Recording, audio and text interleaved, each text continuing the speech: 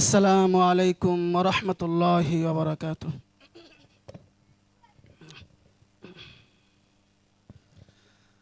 أعوذ بالله من الشيطان الرجيم.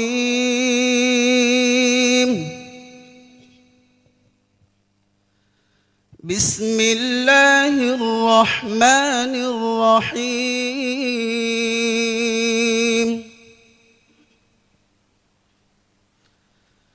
وما خلقنا السماوات والأرض وما بينهما إلا بالحق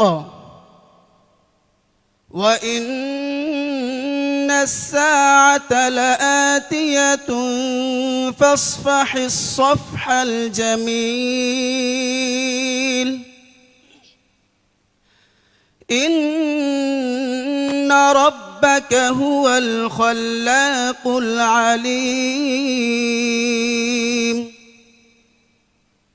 ولقد آتيناك سبعا من المثاني والقرآن العظيم. لا تمدن عينيك إلى ما متعنا به أزواجا منهم ولا تحزن عليهم واخفض جناحك للمؤمنين وقل إني أنا النذير المبين. كما أنزلنا على المقتسمين. صدق الله العظيم. السلام عليكم. আমাদের মাঝে উপস্থিত হয়েছেন আমাদের অভিভাবক কেন্দ্রীয় বিএনপির সম্মানিত ভাইস চেয়ারম্যান অধ্যাপক নার্গিস বেগম, উপস্থিত হয়েছেন যশোর জেলা বিএনপির সভাপতি জনাব সৈয়দ সাবিরুল হক সাবু। এখন শুভেচ্ছা বক্তব্য পাঠ করছেন, ধন্যবাদ জ্ঞাপন করছেন এই ইউনিয়ন বিএনপির সভাপতি ডক্টর আব্দুল আজিজ। শুভেচ্ছা বক্তব্য রাখছেন ডক্টর আব্দুল আজিজ।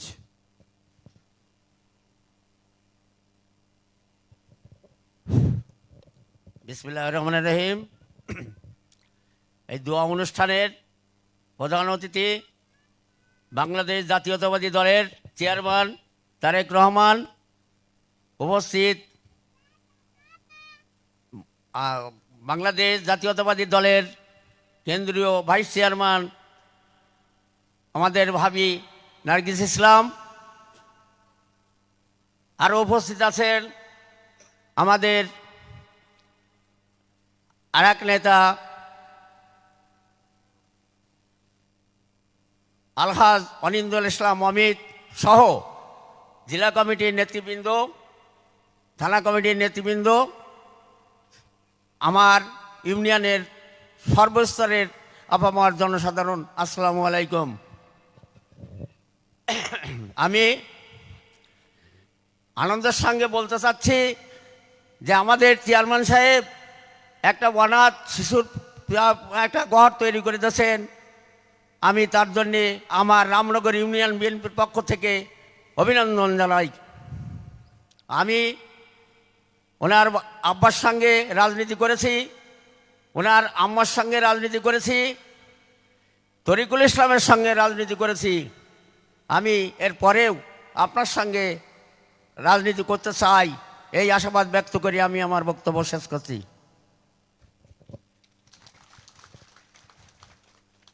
এবার ধন্যবাদ জ্ঞাপন করছেন আমাদের প্রিয় নেতা বিএনপির এবার ধন্যবাদ জ্ঞাপন করছেন আফিয়ার মা মনিরা খাতুন। তাকে কথা বলার জন্য অনুরোধ করছি, আসেন।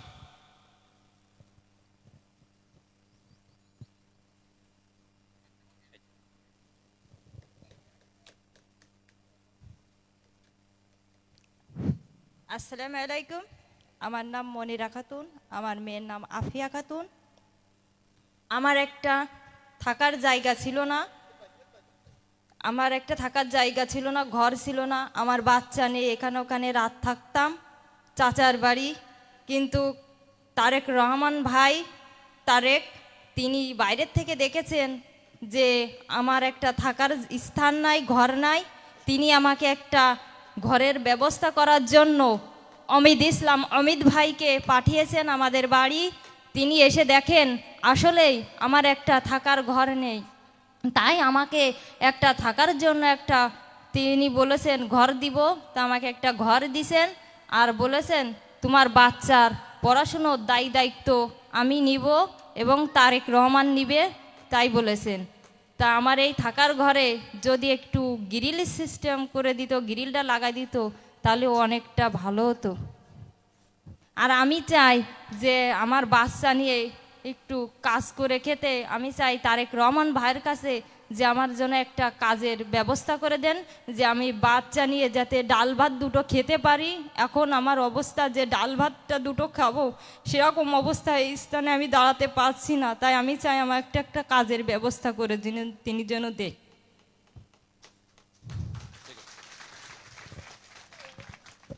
ধন্যবাদ। আপনি যে কথা বললেন, আমাদের নেতা অনিন্দ ইসলাম অমিত আমাদের চেয়ারম্যানের নির্দেশনা করবে, যেদিন এখানে এসেছিলেন সেদিনই কিন্তু এই নিশ্চয়তাগুলো আপনাকে দিয়েছেন এবং আপনার বাচ্চার লেখাপড়ার দায়িত্ব কিন্তু আমাদের চেয়ারম্যান তারেক রহমানের পক্ষ থেকে উনি নিতে চেয়েছেন। আমরা ঘর যেমন করেছি ইনশাল্লাহ ওগুলো আমরা আমাদের চেয়ারম্যানের নির্দেশনা আমরা করবো ইনশাল্লাহ। এ পর্যায়ে ধন্যবাদ জ্ঞাপন করছেন আমাদের প্রিয় নেতা, খুলনা বিভাগীয় সাংগঠনিক ভারপ্রাপ্ত সাংগঠনিক সম্পাদক জনাব অনিন্দ ইসলাম অমিত। বিসমিল্লাহির রহমানির রহিম।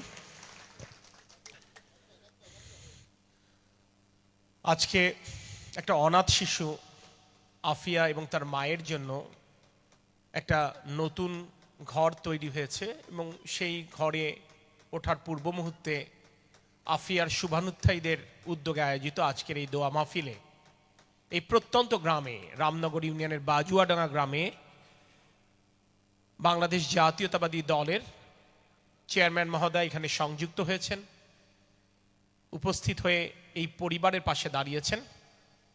এই কারণে প্রথমেই আমি তার প্রতি গভীর কৃতজ্ঞতা প্রকাশ করছি। উপস্থিত জেলা বিএনপি, সদর উপজেলা বিএনপি এবং রামনগর ইউনিয়ন বিএনপির এবং বিভিন্ন সামাজিক ব্যক্তিবর্গ যারা আছেন তাদের সকলকে ব্যক্তিগতভাবে এবং আমার দল বাংলাদেশ জাতীয়তাবাদী দলের পক্ষ থেকে সালাম এবং শুভেচ্ছা জানাই। আসসালামু আলাইকুম রহমতুল্লাহ। আমার বলতে কোনো দ্বিধা নেই, এটি আমারই ব্যর্থতা, আমারই সীমাবদ্ধতা যে গণমাধ্যম যখন এই অনাথ পরিবারটির সংবাদ পরিবেশন করেছেন, আমার আগে আমার প্রিয় নেতা তারেক রহমান দেশের বাইরে থেকে সেই সংবাদটি জেনেছেন, দেখেছেন। ওনার পাঠানো একটি মেসেজের পরিপ্রেক্ষিতেই আসলে পরবর্তীতে আমি এখানে আসি। তাই আবারও আমার ব্যর্থতা এবং দুর্বলতা স্বীকার করতে কোনো দ্বিধা নেই। এরপর আমরা চেষ্টা করেছি আমাদের প্রিয় নেতার নির্দেশনাক্রমে এই পরিবারের পাশে দাঁড়ানো। আমার বোন মনিরা খাতুন যেটা বললেন গ্রিল লাগানো ব্যাসান, উনি হয়তোবা জানেন না গ্রিল তৈরি হয়েছে, হয়তো আজকে বিকেলে গ্রিলটা লাগবে ইনশাল্লাহ। আমি যে কথাটি বলতে চাই আপনাদেরকে, এই কথাগুলো কখনো আলোচিত হয়নি। আড়ালে আবডালে প্রিয় নেতা তারেক রহমান এরকম বহু কাজ গত অনেক বছর যাবৎ করছেন। আমারই সৌভাগ্য হয়েছে ওনার নির্দেশনায় সাতক্ষীরার শ্যামনগরে একটা ক্রসফায়ার শিকার পরিবারের মেয়ের বিয়ের প্রক্রিয়া সম্পৃক্ত হবার আমার সুযোগ হয়েছে। সাতক্ষীরা আয়লা বিধ্বস্ত তালা উপজেলার এক গৃহবধূ যার মুরগির ফার্মটি ভেঙে গিয়েছিল তার পাশে দাঁড়াবার আমার সুযোগ হয়েছে।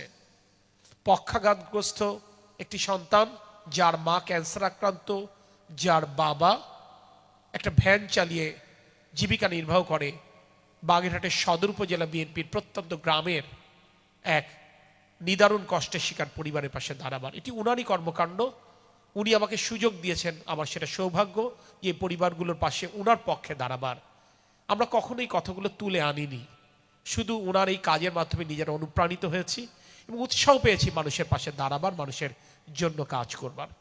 আমি আজকে শুধু এখানে উপস্থিত সকলের কাছে এইটুকুই অনুরোধ করব, ওনার মা দেশনেত্রী বেগম খালেদা জিয়া এবং ওনার বাবা শহীদ রাষ্ট্রপতি জিয়াউর রহমান দেশবাসীর জন্য সারাটা জীবন উৎসর্গ করেছেন, দেশবাসীর যে কাজ করেছেন। আমরা আসুন সকলে মিলে দোয়া করি আল্লাহ পাক যেন আমাদের প্রিয় নেতা তারেক রহমানকেও সেই তৌফিক দেন, যাতে করে তিনি তার বাবা এবং মায়ের দেখানো পথে বাংলাদেশের মানুষের ভাগ্য উন্নয়নে তার বাকিটি জীবন আত্মত্যাগ করতে পারেন।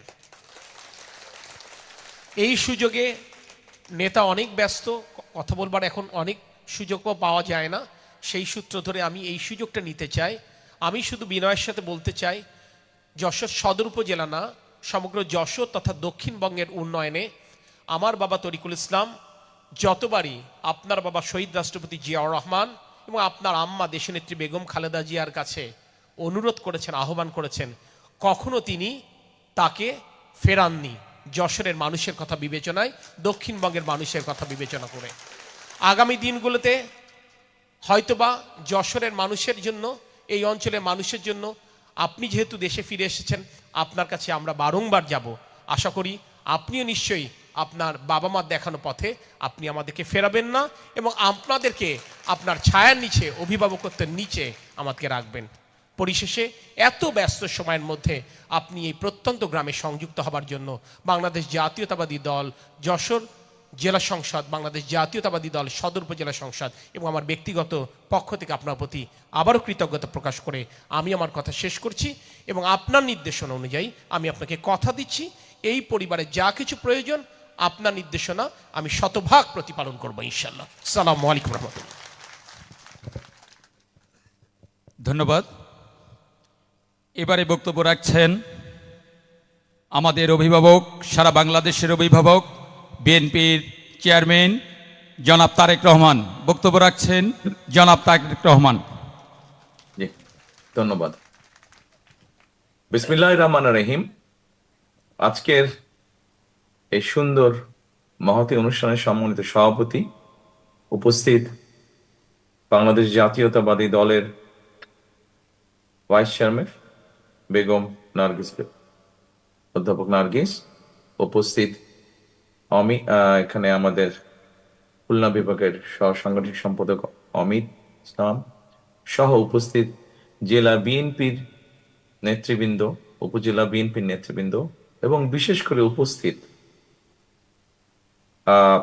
আফিয়া এবং আফিয়ার মা সহ এই গ্রামের মুরব্বীবর্গ, মা বোনেরা, আসসালামু আলাইকুম। আজকে আমরা এখানে একটা অনুষ্ঠানে উপস্থিত হয়েছি। এই অনুষ্ঠানটা কিন্তু একটু ভিন্ন রকমের অনুষ্ঠান। এটা কোনো রাজনৈতিক কোনো অনুষ্ঠান না। সাধারণত রাজনৈতিক অনুষ্ঠানে কি হয়, এই কেউ স্লোগান দিচ্ছে, কেউ মিছিল করে একসাথে দল বেঁধে মানুষজন আসছে। দেখুন আজকের অনুষ্ঠানটা খুব একটা অন্যরকম অনুষ্ঠান, যেখানে একটা শান্তির স্পর্শ আছে, একটা ছায়ার স্পর্শ আছে। এখানে আমরা যারা আপনারা সামনে বসে আছেন, ক্যামেরাটা যে পরিচালনা করছেন, আপনি আমাকে দয়া করে একটু লং শট দিবেন, তাহলে আমি সবাইকে কম বেশি দেখতে পাই। এখন যেভাবে ধরে রেখেছেন একটু লং শট দেন, শটটা একটু দূরের থেকে লং শট দেন, তাহলে আমি সবাইকে দেখতে পাবো। না এভাবে না, ঘোরানোর দরকার নেই, আপনি লং শট দেন, জুমে যান, আপনি জুম, হ্যাঁ হ্যাঁ, এইভাবে রাখেন, তাহলে সবাইকে কম বেশি দেখতে পাই। আবার না, এটা না, তখন যেরকম করলেন এরকম জুমে দেন, জুম। আচ্ছা, যেটাই হোক, সাধারণত রাজনৈতিক অনুষ্ঠান হলে আমরা একটি ভিন্ন চিত্র দেখি। আজকের এই অনুষ্ঠানটি একটু ভিন্ন রকম। দেখুন, এখানে আমি উপস্থিত আছি, এখানে অমিত উপস্থিত আছে, অমিতের সাথে আমাদের জেলা বিএনপি সাবু সাহেব সহ অন্যরা উপস্থিত আছে, উপজেলা নেতৃবৃন্দ উপস্থিত আছে। আমরা যারা রাজনীতি করি, আমরা রাজনীতিটা করি কাদের জন্য? আমরা রাজনীতিটা করি দেশের মানুষের জন্য। রাজনীতির অর্থ কি সবসময় মিছিল, মিটিং, স্লোগান? হ্যাঁ, মিছিল, মিটিং, স্লোগান রাজনীতির একটি অংশ, বই কি, কিন্তু তার বাইরেও তো রাজনীতির অংশ আছে। মানুষের বিপদে আপদে, বিভিন্ন সময়ে ঝড় বৃষ্টি, তুফান, বন্যা, বিভিন্ন রকম প্রাকৃতিক দুর্যোগই হোক অথবা মানুষের কোনো ব্যক্তিগত দুর্যোগই হোক, সামাজিক দুর্যোগই হোক, সোজা কথায়, অল্প কথায়, এক কথায় মানুষের পাশে গিয়ে দাঁড়ানো, এটি হচ্ছে সবচেয়ে বড় রাজনীতি। আমরা অতীতে দেখেছি যে বিভিন্ন রাজনৈতিক দলের বিভিন্ন বক্তব্য থাকে, বিভিন্ন কথাবার্তা থাকে। মঞ্চে দাঁড়িয়ে এক রাজনৈতিক দল আরেক রাজনৈতিক দলের বিভিন্ন কাজের সমালোচনা করছে, বিভিন্নভাবে দোষারোপ করছে। উপস্থিত মুরব্বীবর্গ, প্রিয় নেতৃবৃন্দ, আমার মনে হয় আমরা অনেক দিন ধরে, বহু বছর ধরে হয়তো আমরা রাজনীতির একটি স্টাইল ফলো করেছি। এখন বোধহয় আমাদেরকে একটু পরিবর্তন করা প্রয়োজন আমাদের রাজনীতিটা। আমরা কিছুদিন আগে যখন 5ই আগস্টের পরে স্বৈরাচার যখন এই দেশ থেকে পালিয়ে গেল, জনগণের তুমুল আন্দোলনের মুখে, রাজপথে তীব্র আন্দোলন গড়ে তোলার মুখে, জনগণের প্রতিরোধের মুখে যখন স্বৈরাচার পালিয়ে গেল, তারপরে বর্তমান অন্তর্বর্তীকালীন সরকার এসেছে। অন্তর্বর্তীকালীন সরকার বিভিন্ন বিষয়ে হয়তো তাদের সীমাবদ্ধতা থাকার কারণে তারা হয়তো অনেক কাজ করতে পারেনি। অন্তর্বর্তী সরকার একটি কাজ করেছে, আমরা কি দেখেছি কি, যে রিফর্ম নিয়ে, সংস্কার নিয়ে কাজ করেছে। কিন্তু আমরা যদি খেয়াল করে দেখি যে এই সংস্কারগুলোর মধ্যে কি আছে, এই সংস্কারের মধ্যে কি কি বিষয়ে আলোচনা হয়েছে, এই সংস্কারের মধ্যে অধিকাংশ বিষয় যেগুলো আলোচনা হয়েছে, সাংবিধানিক বিষয়ে আলোচনা হয়েছে, আইনগত বিষয়ে আলোচনা হয়েছে।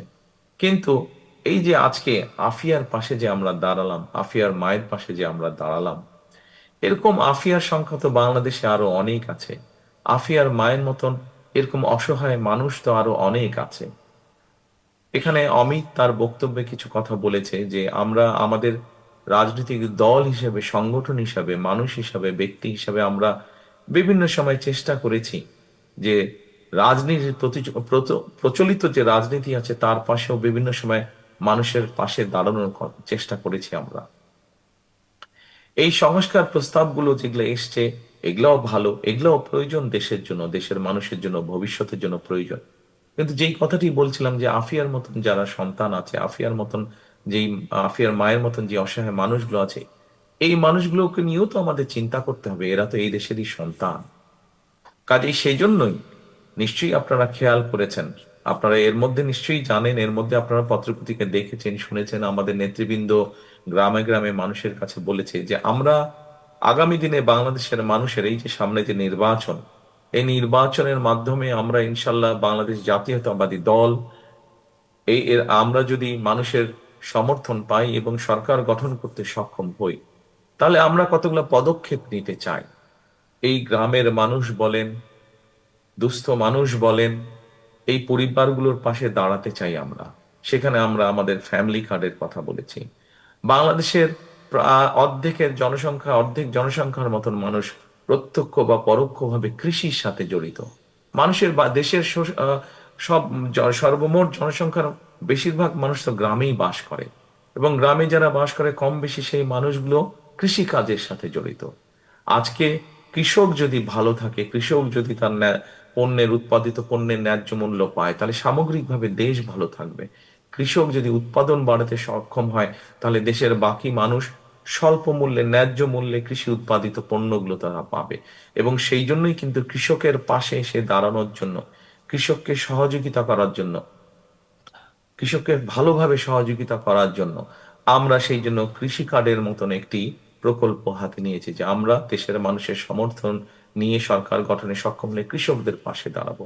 ফ্যামিলি কার্ড দেওয়ার মাধ্যমে আমরা যেরকম ফ্যামিলি কার্ড যেটি আমরা দিতে চাইছি, এটি দেওয়ার মাধ্যমে যেরকম আমরা পরিবারগুলোর পাশে দাঁড়াবো, ফ্যামিলি কার্ড আমরা দিতে চাই শুধু নারীদেরকে।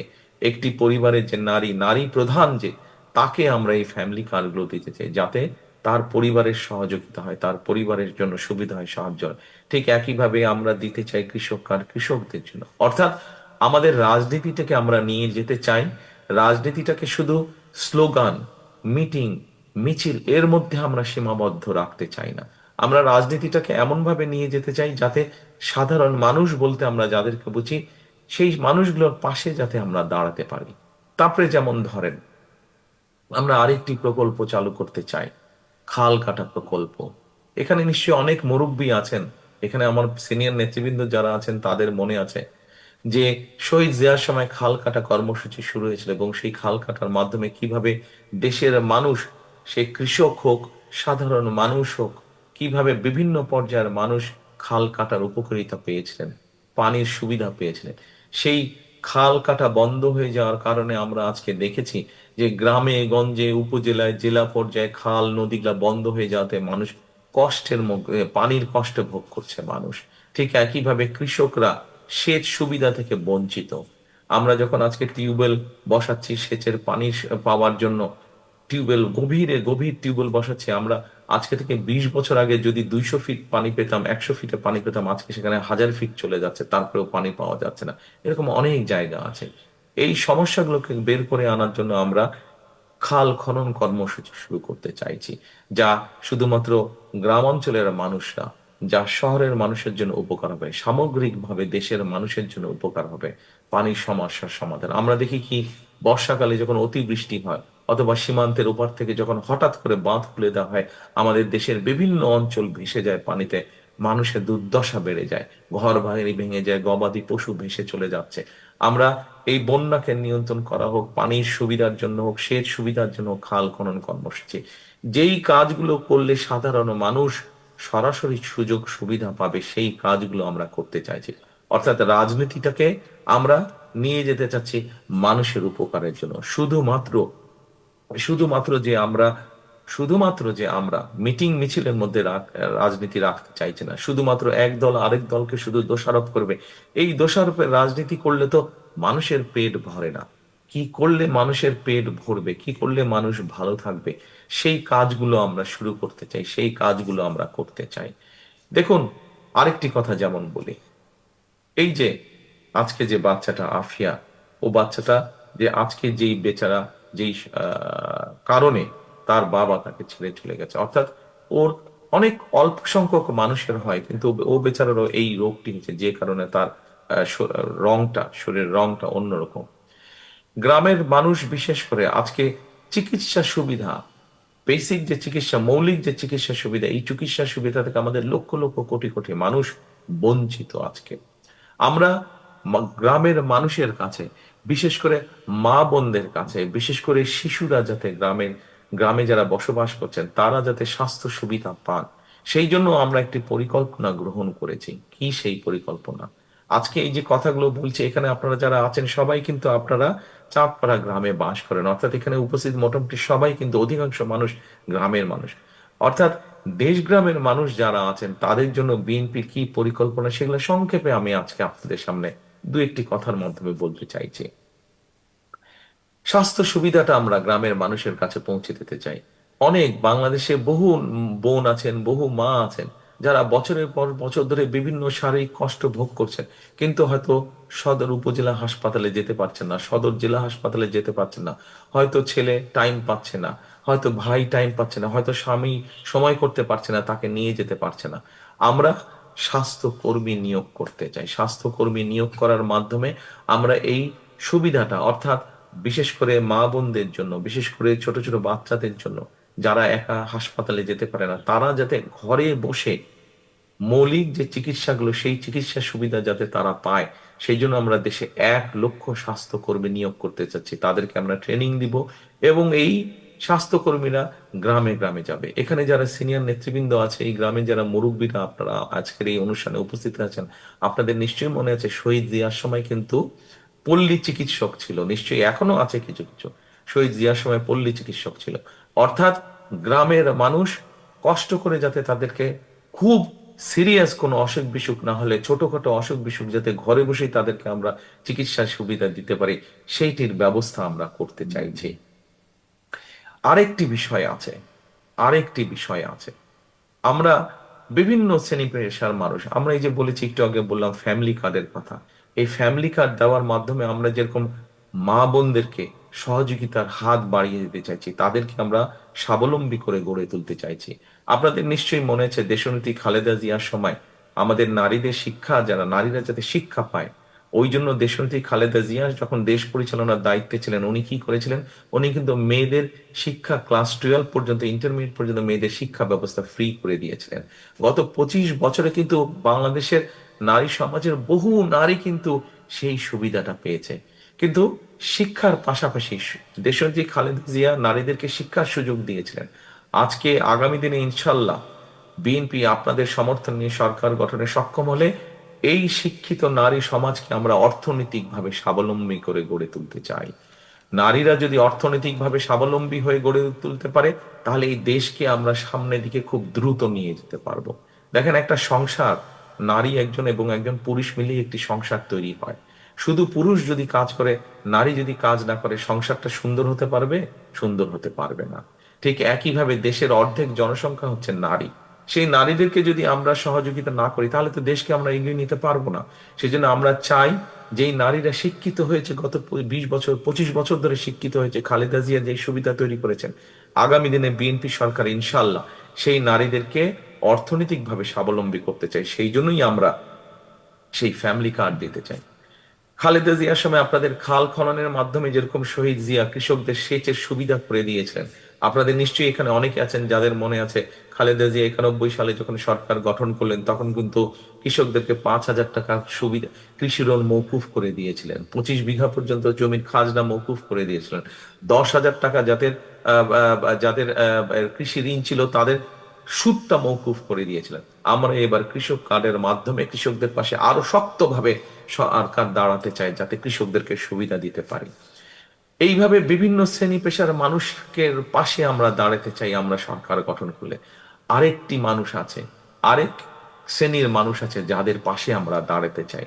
এই মানুষগুলা কিন্তু আমাদেরকে আমাদের জন্ম থেকে মৃত্যু পর্যন্ত, আমাদের আনন্দের সময় যেরকম আমাদের পাশে এই মানুষগুলো থাকেন, ঠিক আমাদের জীবনের দুঃখের সময়গুলো এই মানুষগুলো থাকেন। বিভিন্ন সময় জীবনের বাঁকে বাঁকে আমরা যখন বিভিন্ন সংকটে পড়ি, এই মানুষগুলো আমাদেরকে পরামর্শ দেন। কারা সেই মানুষগুলো? সেই মানুষগুলো হচ্ছেন আমাদের মসজিদের ইমাম সাহেব, আমাদের খতিব সাহেবরা, আমাদের মুয়াজ্জিম সাহেবরা সহ অন্য ধর্মেরও যারা ধর্মগুরু আছেন, সেই মানুষগুলো। আমরা চিন্তা করেছি যে আমরা ইনশাল্লাহ সরকার গঠনে সক্ষম হলে আগামী এই যে 12ই ফেব্রুয়ারি নির্বাচন, এই নির্বাচনে আমরা সরকার গঠনে সক্ষম হলে আমরা আমাদের মসজিদের ইমাম সাহেব, খতিব সাহেব, মুয়াজ্জিম সাহেব সহ অন্য ধর্মগুরুও যারা আছেন, তাদের জন্য আমরা সরকারের পক্ষ থেকে একটি ভাতার ব্যবস্থা, আমরা সম্মানের ব্যবস্থা আমরা করতে চাই, যাতে এই মানুষগুলো আত্মসম্মান বোধ নিয়ে সমাজে আরো শক্তভাবে, সুন্দরভাবে, সম্মানের সঙ্গে যাতে তারা বেঁচে থাকতে পারে। কাজে আমরা প্রত্যেকটি শ্রেণী পেশা মানুষের ব্যাপারে চিন্তা করেছি। আজকে আফিয়ার পাশে যেমন আমরা দাঁড়িয়েছি, এরকম বাংলাদেশের হাজার হাজার আফিয়া আছে যারা অসহায় মা আছে, তাদের পাশে আমরা দাঁড়াতে চাই। একটি রাজনৈতিক দল হিসাবে যখন আমরা শুধু দল হিসেবে থাকছি, তখন আমাদের অবস্থান থেকে আমরা কিছু মানুষকে হয়তো সহযোগিতা পাশে দাঁড়াতে পারছি, কিন্তু যখন আমরা সরকারে থাকবো, তখন সরকারের যে শক্তি আছে, সেই শক্তি নিয়ে আমরা আমাদের কাজগুলোকে সেইভাবেই গড়ে তুলতে চাই যে সাধারণ মানুষ যাতে উপকৃত হয়। এটি আমাদের আগামী দিনের লক্ষ্য, এটি আমাদের আগামী দিনের উদ্দেশ্য। কাজেই আজকে আফিয়া বা আফিয়ার মাকে এটুকুই বলতে চাই যে, বোন, আপনি একা নন। আফিয়ার মতন বাংলাদেশে হাজারো যারা মা বোন আছেন, সকলকে আমরা বলতে চাই, আপনাদের পাশে বিএনপি আছে। ইনশাল্লাহ বিএনপি আগামী দিনে সরকার গঠন করলে আপনাদের পাশে আরো দৃঢ়ভাবে, খালেদা জিয়া যেমন আপনাদের পাশে ছিলেন, ঠিক খালেদা জিয়ার দল বিএনপিও ইনশাল্লাহ আগামী দিনে শক্তভাবে, দৃঢ়ভাবে আপনাদের পাশে থাকবে। এই দেশের নারী সমাজকে কর্মসংস্থানের ব্যবস্থা করা, তাদেরকে অর্থনৈতিকভাবে শক্তিশালী ভিত্তির উপরে গড়ে তোলা, এটি হচ্ছে বিএনপির অন্যতম প্রধান গুরুত্বপূর্ণ দায়িত্ব। এটি হচ্ছে বিএনপির অন্যতম গুরুত্বপূর্ণ শপথ। কাজে আসুন, আজকে যদি আমাদেরকে সুন্দরভাবে আমাদের সেই প্রত্যাশিত বাংলাদেশ গড়ে তুলতে হয়, তাহলে কথা একটি, কাজ একটি। করব কাজ, গড়ব দেশ, সবার আগে বাংলাদেশ। উপস্থিত সকল সম্মানিত উপস্থিতিবৃন্দ, আসুন আমরা সেই শপথ নিয়ে আজকে আমরা এগিয়ে যাই আমাদের প্রত্যাশিত বাংলাদেশ গড়ে তোলার জন্য। সকলকে আবারও ধন্যবাদ। আমি বিশেষ করে অমিতকে ধন্যবাদ জানাতে চাই যে তার এত প্রতিকূলতার মাঝেও আফিয়ার পাশে এসে যে দাঁড়িয়েছে, আফিয়ার পরিবারের পাশে এসে যে দাঁড়িয়েছে, সেই জন্য আমি আমার ব্যক্তিগত পক্ষ থেকে আমি অমিতকে ধন্যবাদ জানাতে চাই। ইনশাল্লাহ অমিতের মতন আরো নেতা আমরা তৈরি করব এই দলে, যারা মানুষের বিপদের সময় মানুষের পাশে গিয়ে দাঁড়াতে পারবে, মানুষের প্রয়োজনের সময় মানুষের পাশে গিয়ে দাঁড়াতে পারবে। আমরা অমিতের মতন যত নেতা তৈরি করতে পারবো এই দলে, তত বেশিভাবে আমরা মানুষের পাশে দাঁড়াতে পারবো ইনশাল্লাহ। সকলে ভালো থাকবেন, আপনাদের সাথে ইনশাল্লাহ দ্রুতই দেখা হবে। আসসালামু আলাইকুম, আল্লাহ হাফিজ। বাংলাদেশ জিন্দাবাদ, বাংলাদেশ জাতীয়তাবাদী দল জিন্দাবাদ। ধন্যবাদ প্রিয় নেতা। আমরা দোয়া মাহফিলের আগে জাস্ট আমি 2-3 জনকে একটু পরিচয় করিয়ে দিতে চাই। আমি রামনগর ইউনিয়ন বিএনপির সিনিয়র যুগ্ম আহ্বায়ক মারুফ হোসেনকে ডাকছি, মাসুদুর রহমান শামীম, আর বাবলু ভাই আপনি একটু আসবেন, রাজিদুর রহমান সাগর, আনসারুল হক রানা।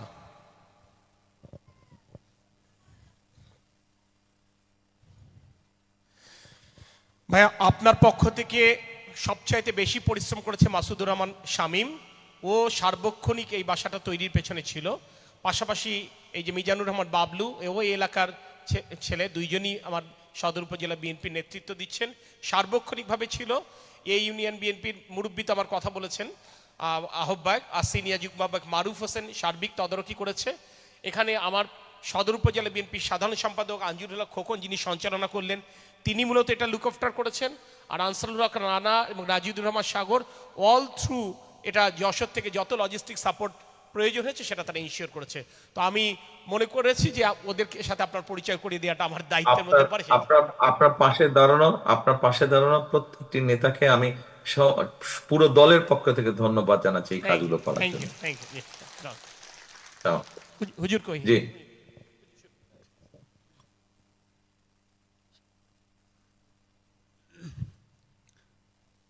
আমরা এখন মহান রব্বুল আলামিনের দরবারে দোয়া করব। এই জন্য আমরা সকলেই সূরা ফাতিহা একবার পড়ি, সূরা ইখলাস পড়ি, দুরূদ শরীফ পড়ি। বিসমিল্লাহির রাহমানির রাহিম। আলহামদুলিল্লাহ।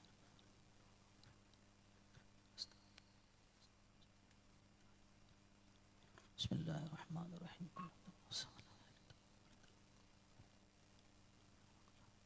আল্লাহুম্মা সাল্লি আলা মুহাম্মাদ ওয়া আলা আলি মুহাম্মাদ কামা সাল্লাইতা আলা ইব্রাহিম হামিদুম وعلى آل إبراهيم. الحمد لله رب العالمين والعاقبة للمتقين والصلاة والسلام على رسوله محمد وآله وأصحابه أجمعين.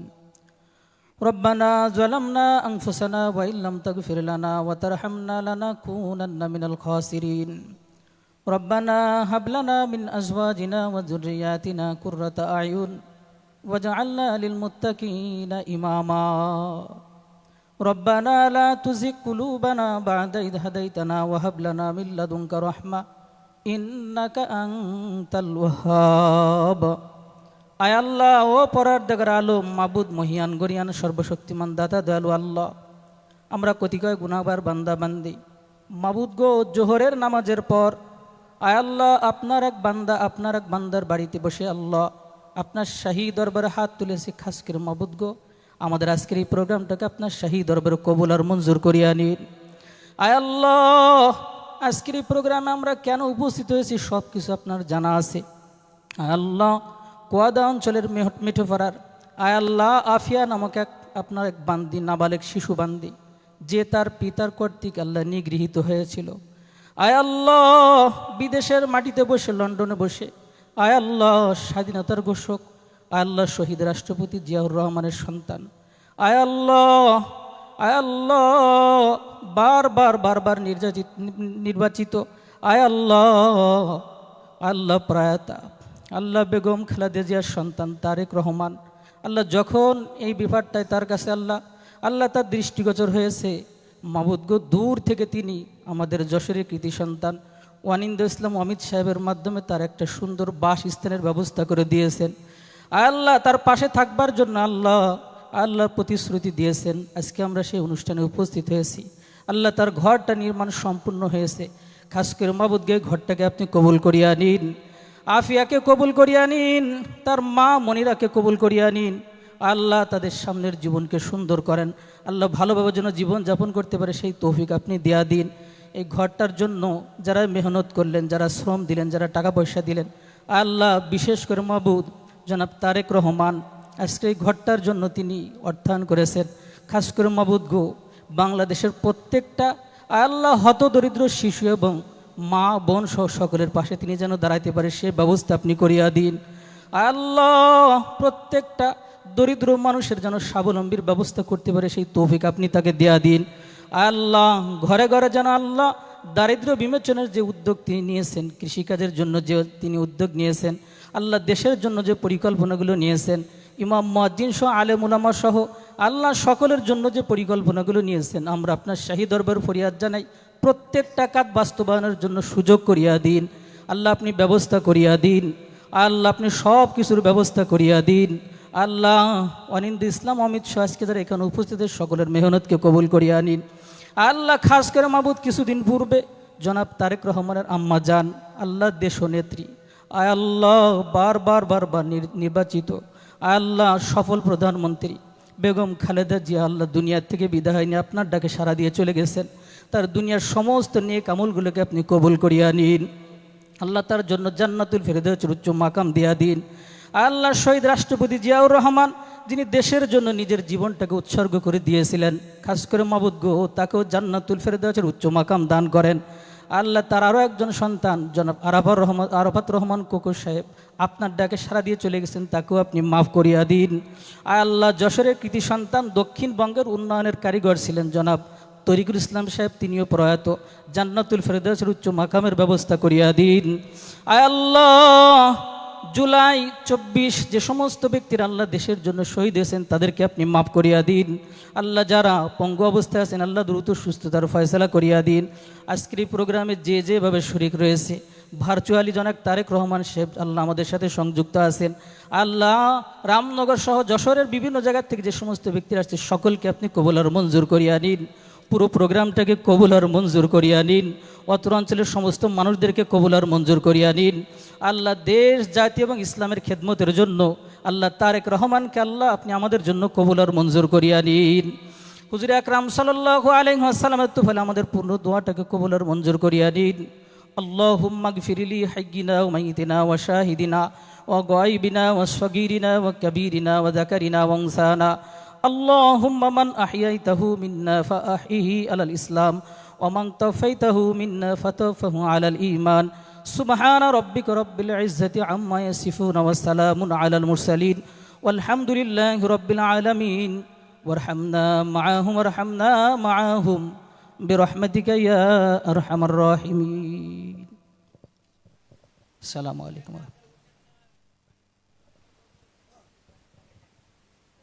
এখন আমি আমাদের দলের ভাইস চেয়ারম্যান অধ্যাপক নার্গিস বেগম, আমাদের জেলা বিএনপির সভাপতি অ্যাডভোকেট সৈয়দ সাবিরুল হক সাবু, সাধারণ সম্পাদক জনাব দেলোয়ার হোসেন খোকনকে, রামনগর ইউনিয়ন বিএনপির আহ্বায়ক ডাক্তার আব্দুল আজিজ সাহেবকে সাথে নিয়ে আমাদের বোন মনিরা বেগমের এই ঘরের দ্বার উদ্ঘাটন করবার জন্য, উন্মোচন করবার জন্য অনুরোধ করছি। মাসুদ চাবিটা এদিকে। থ্যাংক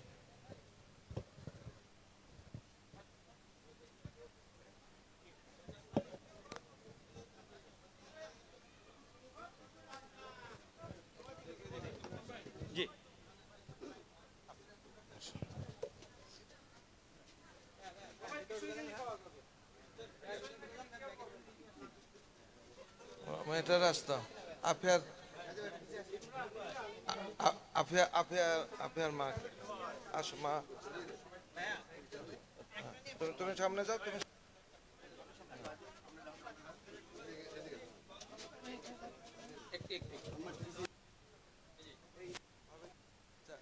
তালাটা খুলে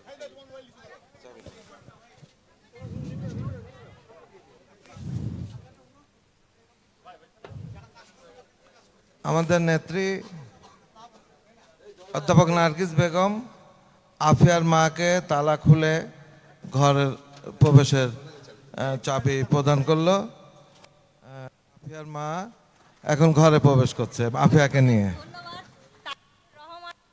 অনেক অনেক ধন্যবাদ যে আমি আমার এই বাচ্চারা নিয়ে এই করে থাকতে পারবো। আমার থাকার আসলে থাকার জায়গা ছিল না, নিয়ে আমি অনেক অনেক খুশি তারেক রহমান ভাইকে।